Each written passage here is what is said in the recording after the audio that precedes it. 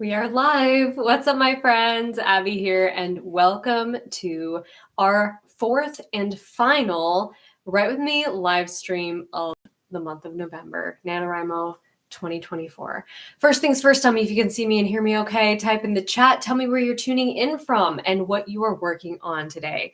And if you've been here for the entire month worth of live streams, I hope that each week has been productive for you guys. It's been very productive for me. I've gotten a lot of words written this month, and I'm really excited to write with you guys this evening. Yeah, I say evening because the sun just set here where I am in Vermont, but it's probably earlier in the day for a lot of you guys. And it's actually technically afternoon, which is crazy, but it feels like evening. That's winter in Vermont for you. So looks like everyone can see me and hear me. Wonderful. Awesome. So I see writers tuning in from all over the world. I see UK, France, England. Awesome. Washington, Columbia, Oregon, Southern California, North Dakota. Very cool. And so many different types of books too. I see fantasy, romance. Awesome. So many different genres, sci-fi, amazing. So welcome everyone. I'm so glad you're here. And if this is your first Write Me live stream session hanging out with me, welcome. I'm so glad you could finally make it. And maybe you're able to make it today because it's technically a holiday now here in America anyway.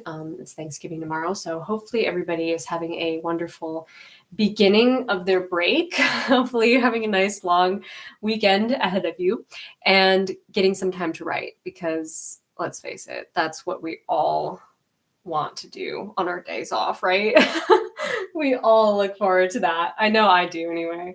I can't wait for free time so that I can sit down with my book again and continue writing.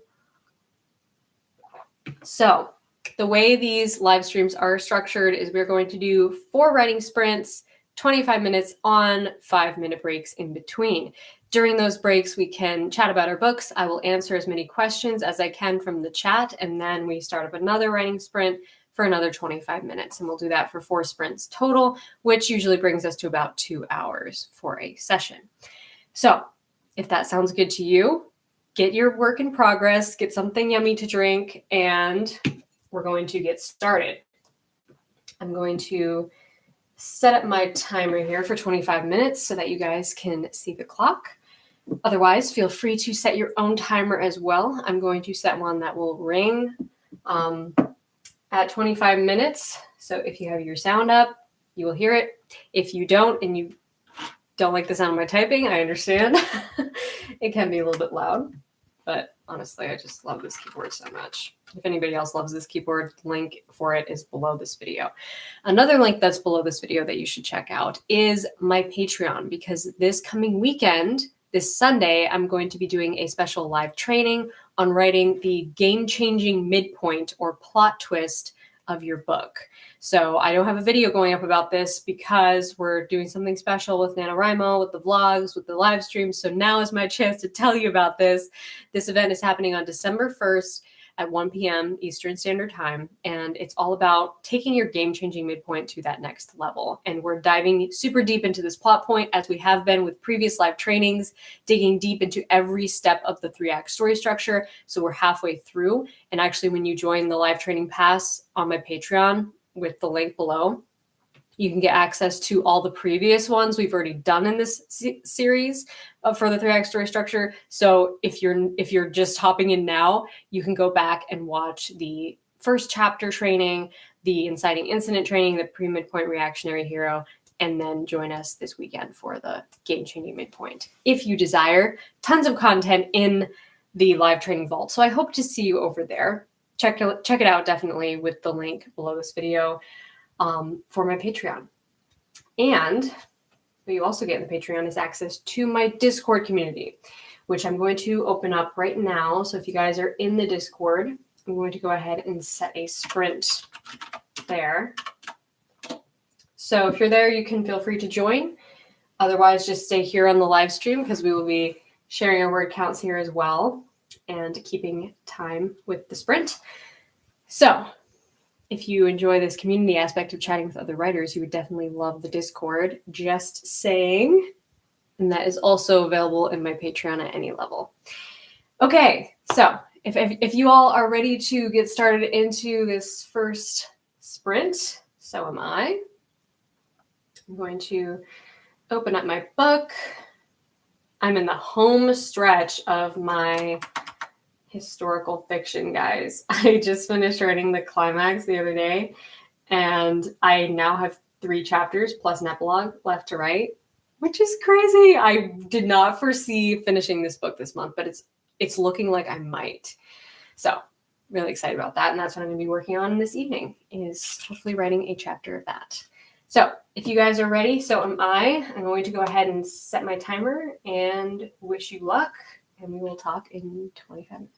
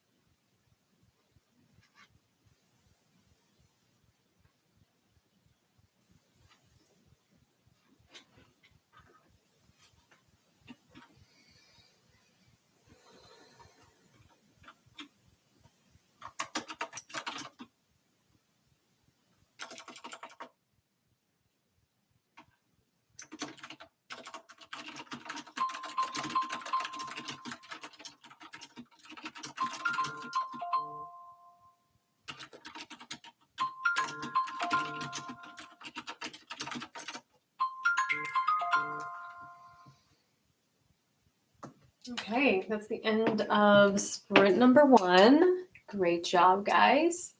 Hopefully that was a productive 25 minutes for you all. Type in the chat, tell me how it went. I'm getting a good start on this chapter. Let's see, I wrote 360 words in that sprint. So add this here. Oh, I guess I forgot to officially join the one in Discord. Never mind. Oh, man. Sometimes I just forget to do that. But if you did join the one in Discord, you can go ahead and post a word count there as well, if you desire. I saw a few super chats come in during that sprint, so I want to grab these questions first, if there are questions among them. And thank you guys so much for the super chats. The first one came from Zealy, I believe is how you say your name, hopefully. Thank you for the super chat. You asked, when writing a trilogy, can you have a protagonist overcome their first fear in the first book and then struggle with their second fear in the second book and last book? Yes, absolutely. That's exactly what I'd recommend doing for a series, actually, because I love taking characters on multiple journeys throughout a series. And even if they haven't fully overcome their misbelief by the first book or their fear, they can continue to overcome it in the second book, or maybe an offshoot variation of their fear from the first book. So it doesn't have to be a completely different fear, but it could be something kind of similar, like, you know, a fear that's sort of adjacent to their first fear or their misbelief. And this is a great way to pull your reader through a series, because we start to really care about what this character cares about. And then we can anticipate future challenges and obstacles that they might face and realize, like, oh, okay, they're gonna be forced into the ring with even more conflict in this next book. And how is that going to change who they are internally? So what you're describing is absolutely what I'd recommend doing. And I think it's a great way to pull readers through a series, because you're not only creating some great foundations for their character, but you're letting them be human. You're letting them change as they go on this journey. And that's really how life is for everyone, right? We're always changing and learning and growing as we continue on our journeys. The next super chat came in from Kevin Z. Thank you so much for the super generous super chat. You were the second biggest inspiration for me to get off my butt, or in this case, 2 years ago, and start writing behind only Brandon Sanderson. Thank you. Thank you so much for the super chat. And I'm so glad that my videos have inspired you. That means so much to me.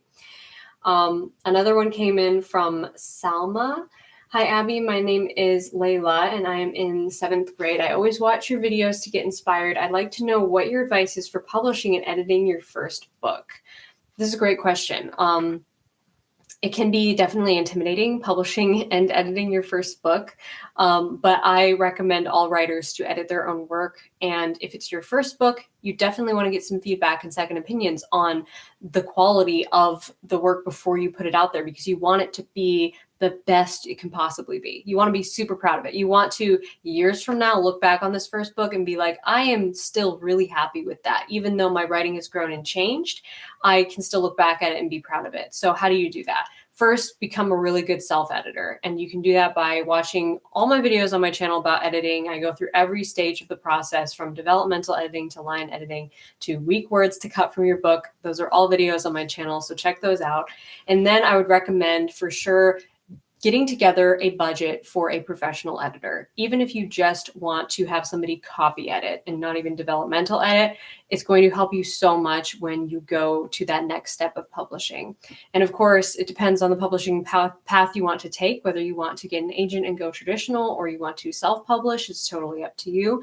And there's so many options now available for authors. It's amazing. But going into that process with a clean, polished manuscript is going to be so, so important, even if you're approaching an agent who is going to take your book to new levels of editing, because you want it to be the best it can possibly be.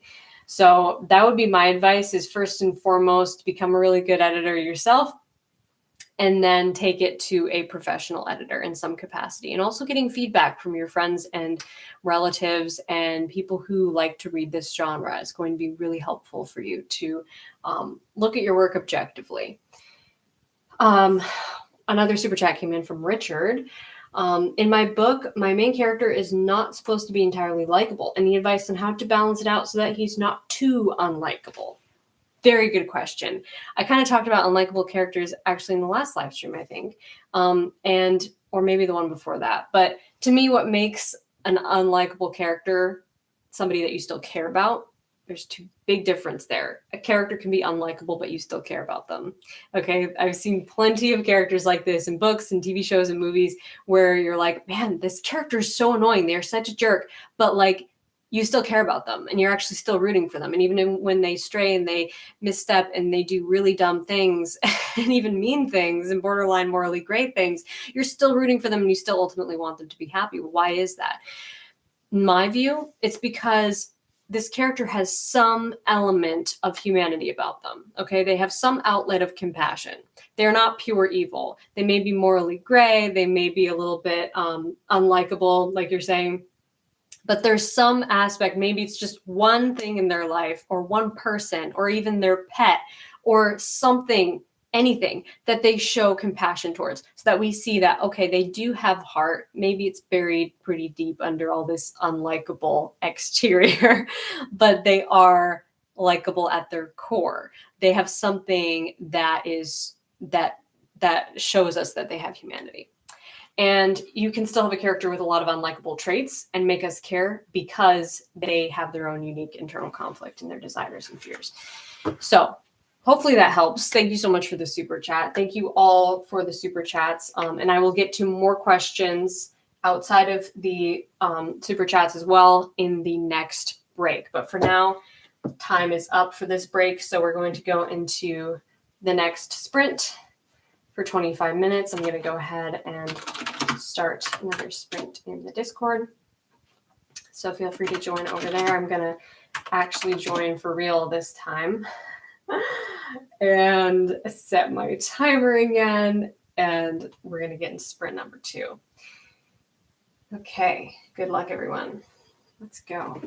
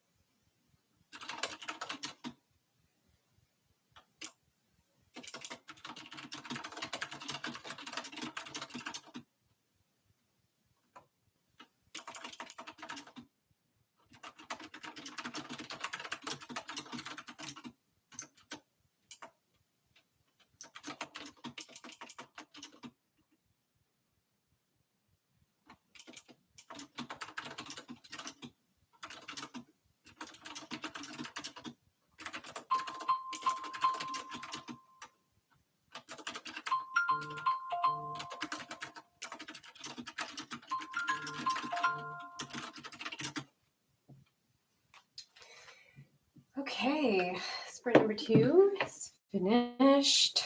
Great job, guys. You should be so proud of yourselves for sticking with it and staying here after an hour. We have 1 more hour to go. So I'm going to take a quick break here to answer a few questions, and then we'll get back into our next sprint. So type in the chat, tell me how it went. Let's see, I got up to 843 words. Okay, so that's 483. Wow, that's weird. It's like an anagram of itself. That's kind of unusual, but cool. Okay, so hopefully that was a productive sprint for you guys. We have 2 more sprints to go. If you're up for it, stick around and look to see if there was any more super chats I missed during that sprint. And there are 2 more. Thank you so much to Revenant 0713. Said, while compelling main characters are intended to have goals, how do you make an MC, the point of whom is to feel purposeless and whose story is about finding a goal to work toward by the end of the story? That's an interesting question. And I think this in and of itself can be a compelling internal conflict, because you have this character who feels like they have no sense of purpose. Well, that's an interesting place to start. We can dig into, okay, why is that? Why do they feel like their life has no purpose, or like they don't know what their goal is, or they're trying to find their way in the world? Is there something in their past that's made them feel this way? Is there some person in their past maybe who's reaffirmed this belief to them as a child or maybe earlier in life? And once we start to dig into the why behind who they are, we start to unfold the layers of, okay, what could happen then in the story? What events could take place to thrust this character into the ring with their greatest fear, being not having any purpose? Okay, so what is a challenge that you could throw at them? And maybe they don't even have a clear idea of what they think will make them happy, but they know what they're afraid of. They know they don't want to be without purpose. So how can you work with that to, first of all, go back into the past and figure out why they became that way? And then look at what can we throw at them to push them into the ring with this conflict and force them to take on a purpose and kind of confront this thing inside of them that's always telling them that they don't have this sense of purpose, or that they won't find that. So that's just some good prompts to start with. Hopefully that helps. The other super chat that came in was from Shaylon. Thank you so much. Happy Thanksgiving all, heading home from work soon. Enjoy your writing days and holidays. Thank you so much for the super chat. And happy Thanksgiving to you as well. Another one just came in from Bartik TV. Hey, Abby, can my main character have doubts to her fears before the midpoint? I mean, she's afraid to trust, again, the boy she loves, but on the other hand, she misses his presence, but the real storm is ahead. Okay, so you have a main character who has doubts and fears before the midpoint. Okay, so from what I can glean from your question here, it seems like you have a game-changing midpoint coming up for this character, in which she's going to kind of have her trust betrayed possibly and have more doubts and fears thrown her way. But can she have doubts and fears before the midpoint? Absolutely. That is what really makes a character feel human, is having them struggle, having them have these doubts even before something upends their life at the midpoint. Okay, so a good example of this that I always use for the game-changing midpoint is Pride and Prejudice. And you really see that with Elizabeth's character in Pride and Prejudice, how the game-changing midpoint is when Darcy proposes to her and she refuses him. And that's totally unexpected for her. She did not see that coming, and it upends her life in different ways. But before that moment, she still had doubts and fears and misbeliefs and maybe some opinions that were wrong about people and things in her life. And so the midpoint just kind of serves to shake up her world even more and push her into the ring with more internal conflict and forcing her to face more consequences. So yes, you can absolutely have a character who is struggling with doubts and fears before they reach the midpoint, and the midpoint can just serve as a sort of plot device to shake up the world even more and force them into the ring with more conflict. So hopefully that helps. But definitely check out my videos on the game-changing midpoint for more help with that. Okay, so we're about to get into our next sprint because 5 minutes is up.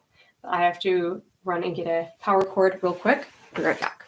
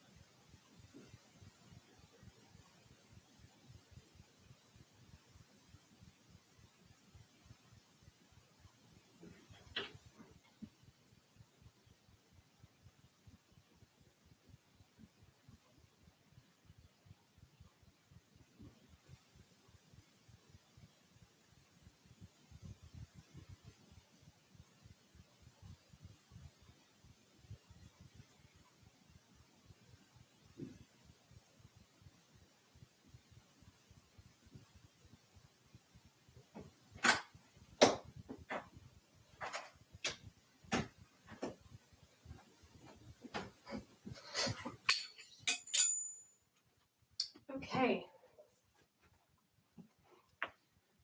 Sorry for the delay, guys. We are going to get into our third writing sprint. Okay, so let's reset our timers. Set your timer if you have a separate one or follow along with mine. And let's get into our third sprint, 3 of 4. If you're just now hopping on, welcome. We are still writing, still hanging out, so stay with me if you are up for it. And let's get into our third sprint. I'm going to go ahead and set that up in the Discord. Feel free to join over there if you want to.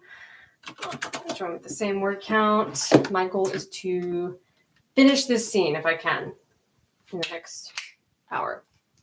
So set your timers and let's go.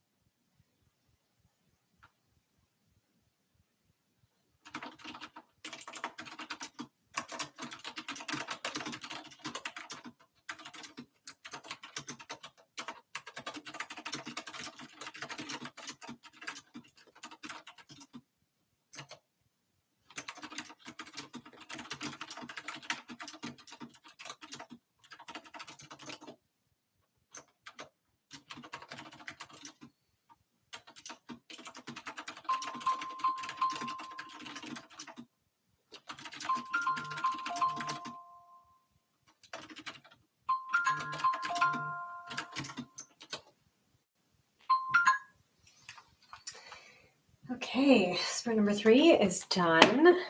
Great job, guys. We have one more sprint left to go. If you are up for it, add my words into Discord. Feel free to type your word count in the chat. 28. So I wrote 385 just then. Sweet. Finally got into like the good stuff in this scene. So interested to see where it goes from here. Okay. But first, we're going to have a short break. Let me just turn the heat up in here. It's gotten really cold. It always gets chilly when night begins to set in. So, going to answer a few more questions, and then we'll get into our last sprint. First question is a super chat from Alex. Thank you so much. Hey, Abby, how did you record yourself for your audiobooks? How, where, what did you use, etc.? I'd love my newly published book to be in audio form. Great question. So I recorded the first 2 audiobooks, 100 Days of Sunlight and Tessa and Weston, The Best Christmas Ever.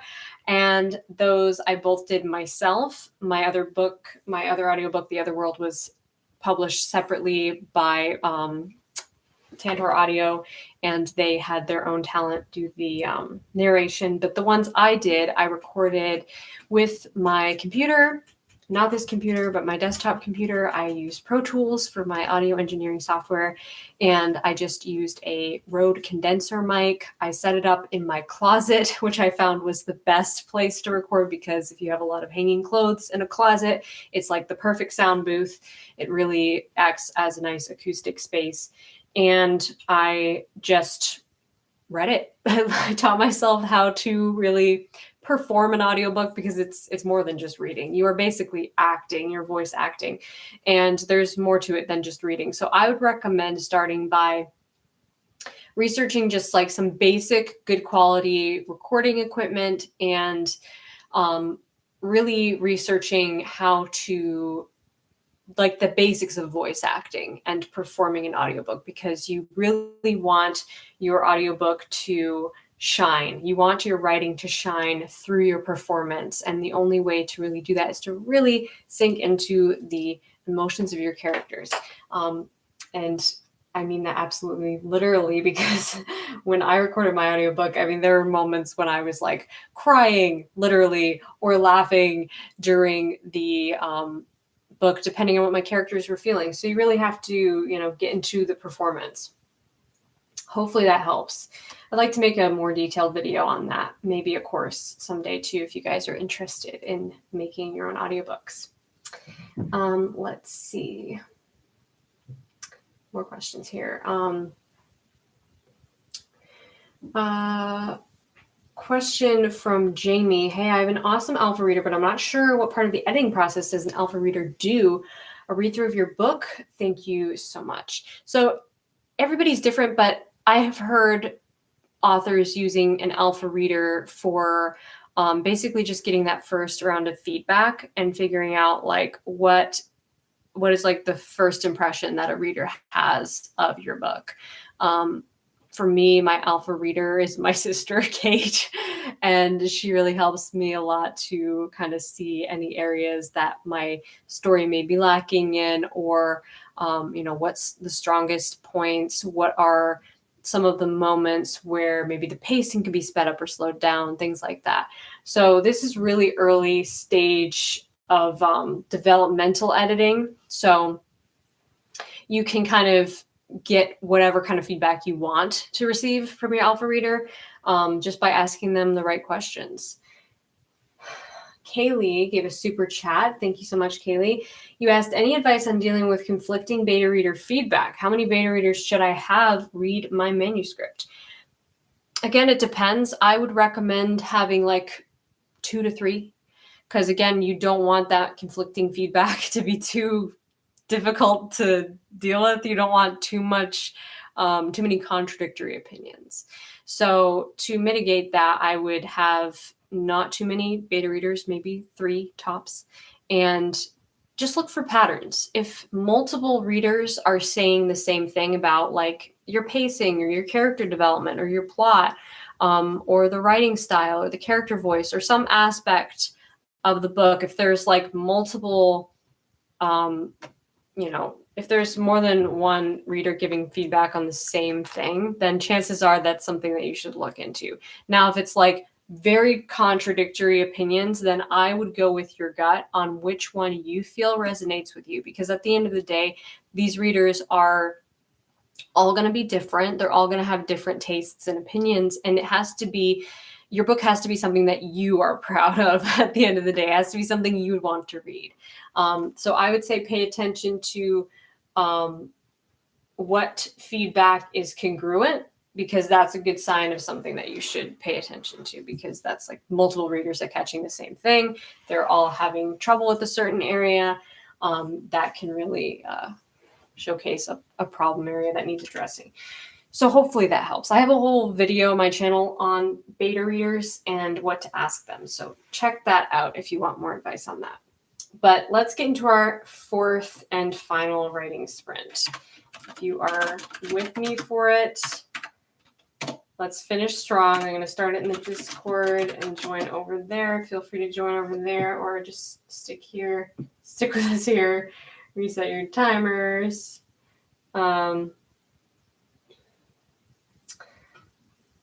Richard gave another super chat. Thank you. I asked a few personal people, but I don't feel like their feedback is entirely honest. I think they're just being sensitive to my feelings. Yeah, that can be difficult too if you feel like your beta readers are afraid of hurting your feelings. That's why sometimes it can be nice to hire a beta reader or hire somebody that you don't know to read it and give you feedback, or just do an editorial assessment, which is another it's not really developmental editing. It's more like hiring an editor to read your book and then just give you feedback on it, not like doing any nitty-gritty editing. That's something else you could look into. And that's somebody who's absolutely not going to have a biased opinion because they don't even know you. So that's another option. But let's get into our fourth sprint. And thank you guys so much for the super chat. Okay, guys, last sprint of the month together. Let's finish strong. Good luck. See if I can finish this chapter.